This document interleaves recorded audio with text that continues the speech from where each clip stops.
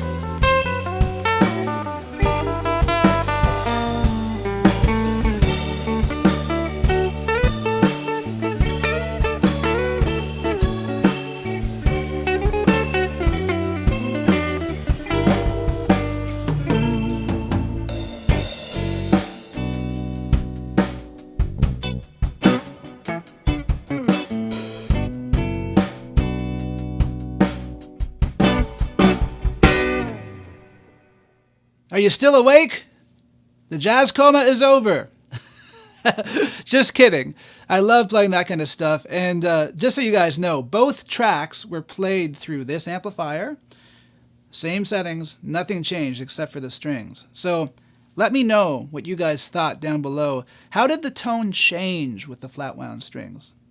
I'll tell you guys what I heard. I heard more mid-range in the Flatwounds, a little bit more perceived volume, and certainly that Flatwound warmth that we all associate with these strings.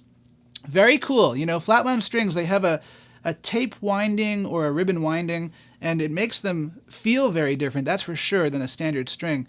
But little known fact by some people is that these strings were very popular in the early 1960s. They were, I think, more common than typical roundwound strings at that time, and they are still very popular with bass players. But you know, back in those days, they were used by bands like the Four Tops. Even early Beatles apparently used flatwound strings from time to time, and they were used a lot in surf music, you know.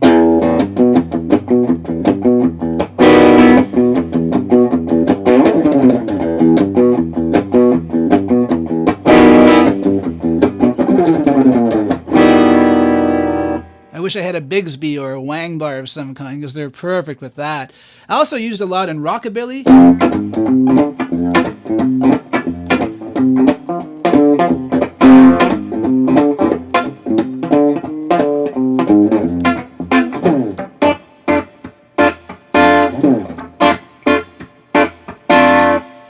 Really cool. So they sound great with filtertrons and all kinds of different pickups. I've even heard people using them on Strats and Tellies. I actually used to use them on my Telly, which takes me back. You know, of course, when people think about flatwound strings, they think about the typical jazz usage. And something that you guys might not know about me is that I actually studied jazz guitar at Concordia University in Montreal. And I used to put them on my Gibson 137 all the time, and even from time to time on my G&L ASAT Telly-style guitar. And yeah, it takes me right back there, you know?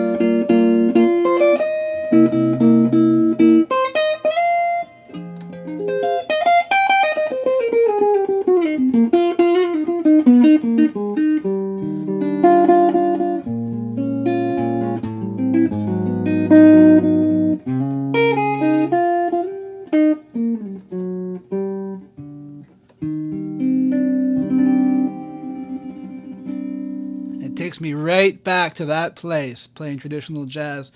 And I love playing that kind of stuff from time to time still these days. It's so much fun. So, I love them for that kind of stuff. And just one little trick, I'll just pick up a pick really quickly, guys. I love them for kind of reggae style stuff as well. They're not just a one-trick pony, as you can hear. I love them kind of... You get a cool flap on those low strings. You know, and something that you guys might not think about with flatwound strings is that they actually are possible to bend. If you've got strong hands, if you play a lot of acoustic guitar like me, you know, you can bend them, that's for sure.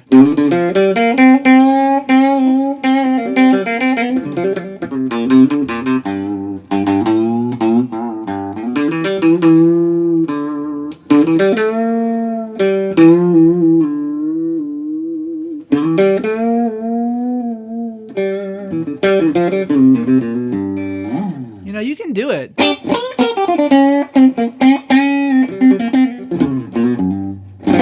Are they great for that? No. But it is possible. So it's not like you're limited completely when you put these strings on your guitar. So I say it's a cheap experiment, a lot cheaper than a new guitar anyways. They're expensive for strings, but a lot cheaper than a new guitar. And they certainly are a tone changer. So let me know in the comment section below, have you experimented with Flatwound strings, or do you want to now? I think that they are worth a try. That's about it for this week. Don't forget to like, share, subscribe, ring that bell down there, and leave a comment. We'll see everybody again next Tuesday.